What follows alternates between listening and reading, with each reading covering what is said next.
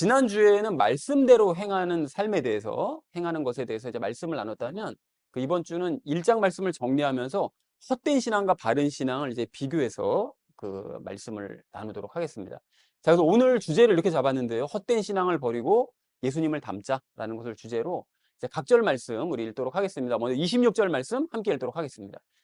너희 가운데 어떤 사람이 신앙심이 있어 보이되 자기 혀를 제어하지 아니하고 자기 마음을 속이면 이 사람의 신앙 행위는 헛것이니라 라고 말씀합니다.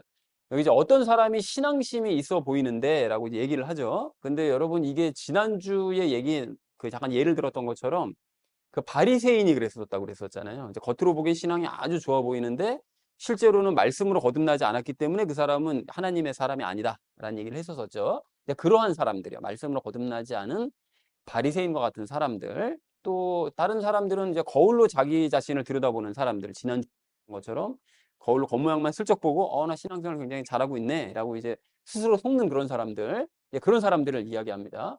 근데 그런 사람들이 자기 혀를 제어하지 아니한다라고 얘기를 해요. 그러니까 말을 막 한다는 거잖아요. 근데 이게 그냥 갑자기 툭 튀어나온 말이 아니라 사실은 지난 19절에서요.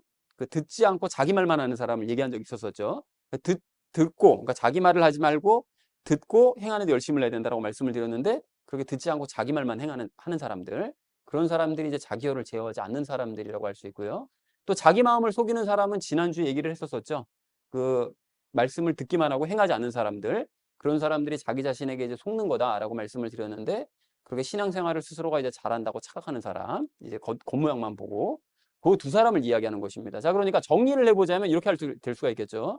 겉보기에는 신앙심이 되게 좋은 것 같지만, 뭐 남들이 보기나 자기가 생각할 때 좋아 보이지만 하나님의 말씀을 이제 듣지 않고 자기 혀를 제어하지 않고 듣지 않고 자기 말만 하고 또 들어도 행하지 않는, 그래서 자기 자신을 속는 그런 사람을 이야기합니다.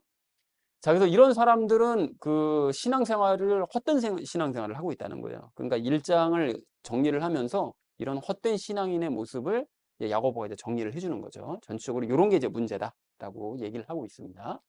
자, 그래서 26절 이렇게 정리할 수 있겠는데요. 너희 중 어떤 사람이 신앙심이 있어 보이는데 듣지는 않고 말만 많이 하면서 행하지 않는다면 그 사람은 헛된 신앙생활을 하고 있는 것이다 라고 얘기했다는 것이 26절의 의미가 되겠습니다. 자, 마지막 27절 말씀 우리 함께 읽도록 하겠습니다. 하나님 곧 아버지 앞에서 순수하고 더럽지 않은 신앙 행위는 이것이니 즉 고난 중에 있는 아버지 없는 자들과 과부들을 돌아보고 세상으로부터 자기를 지켜 더럽혀지지 아니하는 것이니라 라고 말씀합니다.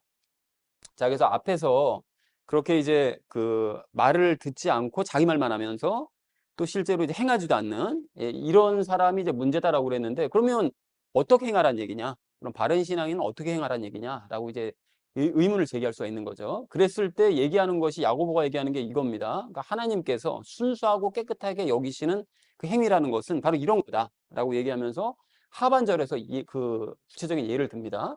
고난 중에 있는 아버지 없는 자들은 고아죠.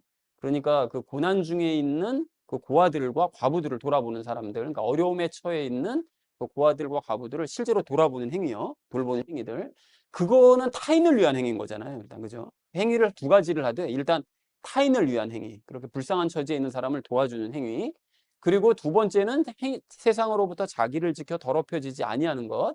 즉, 세상 사람들과 구별된 거룩한 행위를 하는 거. 이거는 자신을 위한 행위인 거잖아요. 그 두 가지인 거죠. 그러니까 남을 위한 행위, 자신을 위한 행위를 하는 것을 하나님께서는 기뻐하신다.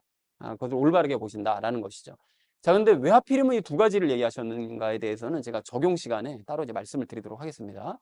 자, 27절을 이렇게 정리할 수 있겠는데요. 하나님께서 순수하고 깨끗하게 여기시는 신앙행위란 고난 중에 있는 고아와 과부들을 돌보고 세상 왕국으로부터 자신을 지켜서 거룩함을 유지하는 것, 그 두 가지를 행하는 것을 하나님께서는 깨끗한 신앙생활이다라고 여기신다. 그러니까 우리는 이런 행위를 해야 된다라고 얘기했다는 것이 27절의 의미가 되겠습니다. 자, 그래서 오늘 본문 뭐 간단한데요. 오늘 본문을 정리하자면 어떤 사람이 신앙이 있어 보이는데 듣지는 않고 자기 말만 하면서 행하지 않는다. 그러면 그 사람은 헛된 신앙생활을 하고 있는 거다. 그럼 바른 신앙생활이라는 거는 뭐냐? 하나님께서 인정하시는 바른 신앙 행위라는 것은 고난 중에 있는 고아와 과부들을 돌보고 세상 왕국으로부터 자신을 지켜서 거룩한 삶을 살아가는 것. 그것이 하나님께서 옳다고 여기시는 바른 신앙행위다. 라는 것이 오늘 본문 전체의 내용이 되겠습니다.